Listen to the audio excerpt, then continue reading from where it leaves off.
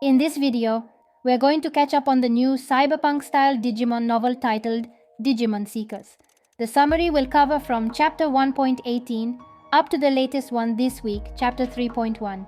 You can find previous chapter discussions on my channel and all the summaries on my blog, available in both English and Spanish. Chapter 1.18 delves into the legal and societal challenges surrounding Digimon and the establishment of the Cybercrime Investigation Unit to combat Digimon-related crimes. It also explores the risks associated with mind-link technology and AG's acceptance into the Sons of Chaos.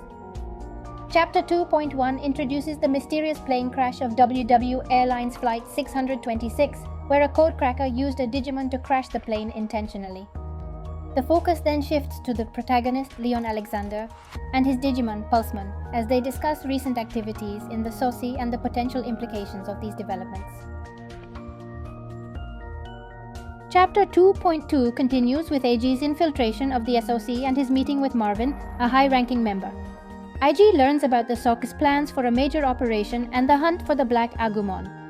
Chapter 2.3 introduces Operation Infinity, where the SOC plans to hack a foreign nation server and capture a powerful Digimon. It also reveals the dangers of mind linking and the concept of digitally missing in action.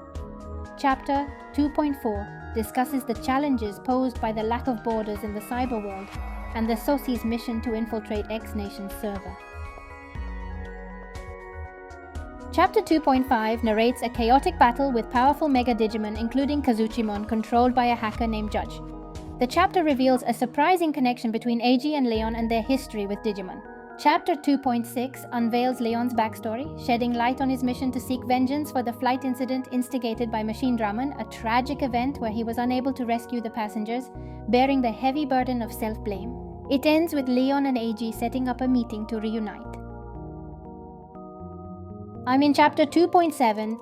IG and Leon, 19 years old and originally from America, reunite in Tokyo. Leon studies at the Tokyo University of Electrical and Computer Engineering and is fluent in Japanese. They lost touch when Leon's father moved to America for work. They both live alone, with Leon residing in the Denrin district. Leon studies under Professor Ryosenji while also being his assistant, and AG works for the same professor. Leon explains how it all began when Ryosenji entrusted him with a Digimon dog.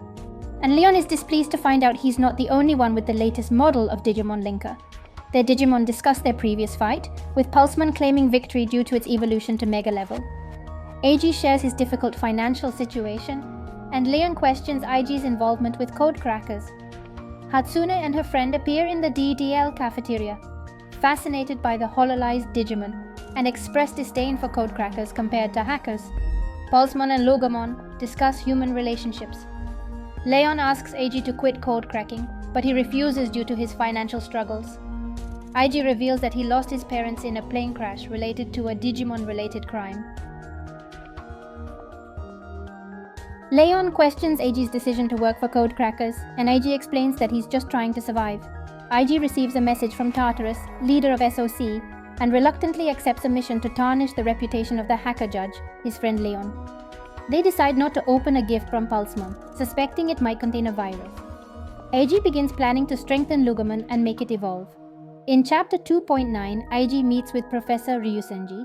Gaining no significant insights, he encounters Sho Yulin, a former student of the professor now working for the Metropolitan Police. Hatsune asks AG for a favor related to her boyfriend's potential infidelity, and AG agrees. He receives a message from Tartarus instructing him to target Judge. AG reluctantly accepts the mission to gain Tartarus's trust and uphold Professor Ryosenji's orders. Logomon expresses an interest in human relationships. IG leaves for his meeting with Professor Ryosenji, leaving Leon curious about AG's mission.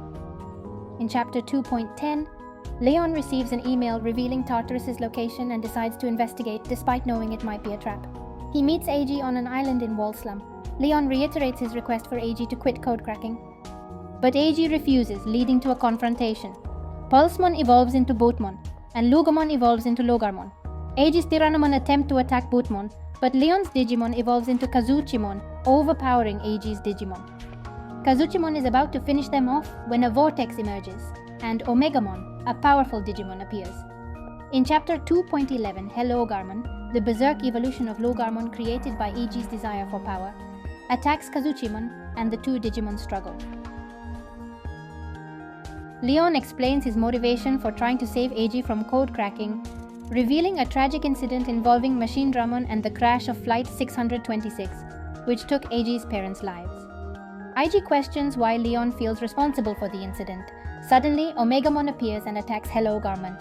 As Logomon is about to be defeated, Kazuchimon intervenes and tackles Omegamon into a vortex, disappearing along with them. Communication with Leon is severed, and Eiji is left in uncertainty about his friend's fate.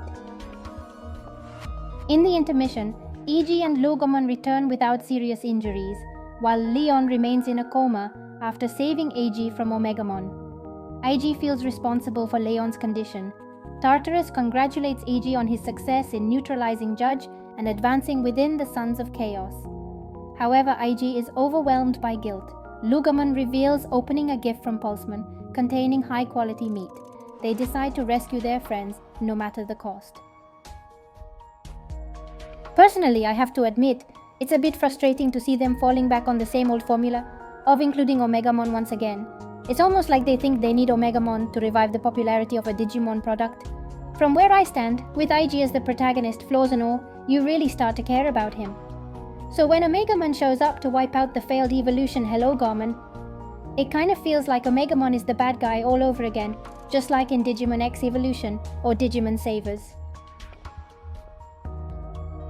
In those series, they portrayed the Royal Knights as either villains or blindly loyal to the sometimes unfair orders of Yggdrasil, the Digimon world's god. It's almost as if Omegamon, especially considering Agumon is one of its components who gone through dark evolutions multiple times, is saying, I don't want to see someone else go through that. I won't let you suffer, so I'll eliminate you without mercy, just like in Digimon Tri. Chapter 3.1 delves into the early days of code cracking in the Digimon world, drawing parallels to the explorers of the 15th century who ventured into the unknown. Tartarus and his team, the Sons of Chaos, set out on a mission to unlock the secrets hidden behind the firewall. Their initial success in cracking the gateway was met with a swift response from Gatekeeper Digimon, overwhelming them with their sheer numbers. In a desperate attempt to breach the gateway, Tartarus' partner, Dorugreymon, unleashed a powerful attack, Metal Meteor, but progress halted at 30% decoding.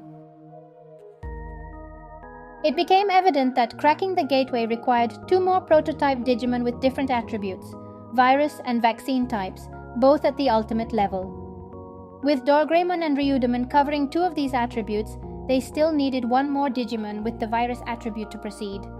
The gatekeepers remained relentless, keeping the gateway sealed. The gateway, an ancient structure, had existed for ages and demanded 3 ancient organic keys to open.